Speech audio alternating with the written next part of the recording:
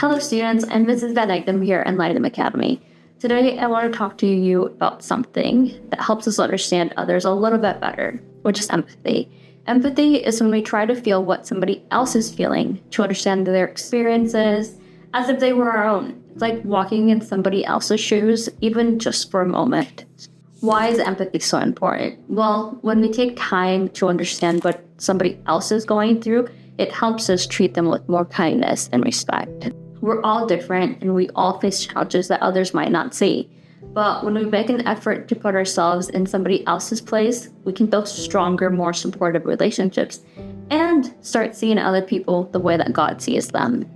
Let me share a story with you. Imagine there's a student named Chad. Chad is always quiet on Zoom, he keeps to himself, and sometimes struggles with questions in live sessions. Some kids start to tease Chad, calling him names and making fun of him in class. They even post mean things about him online. Now, from the outside, it might seem like Chad is just shy or maybe doesn't even care. But what they don't know is that Chad is going through a really tough time.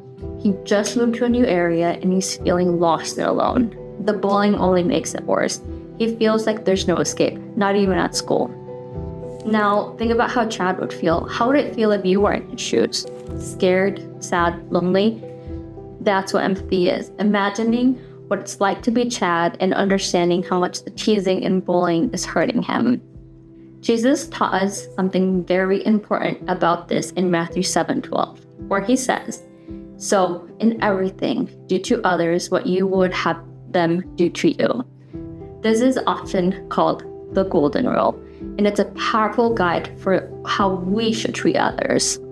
If you don't want to be bullied, teased, or left out, then don't do those things to others. Instead, treat them with the same respect and kindness you'd want for yourself and see them the way that God would. Let's think about another scenario. Imagine you're new to a school and you don't know anyone. It's hard to make friends and you feel like everyone's ignoring you. But then one day someone invites you to sit with them at youth group or at Sunday school. They smile, ask you about your interests, and make you feel welcome. How would that make you feel? Probably relieved, happy, and accepted. That's the power of empathy in action. When somebody else sees how hard it is for you and reaches out with kindness, it can change everything. In Ephesians 4:32, we're told, "Be kind and compassionate to one another, forgiving each other, just as in Christ God forgave you." Compassion, another word for empathy, is about feeling with others, especially when they're hurting. When we practice empathy, we can help heal wounds, lift spirits, and create a community where everyone feels safe and valued. So how can we practice empathy in our everyday lives? Start by really listening to others. Pay attention to their feelings, even if they don't say much. If you see someone that seems upset or left out, take a moment and reach out to them. Ask yourself, how would I feel if I were in their shoes? And then act in that way that shows care and understanding.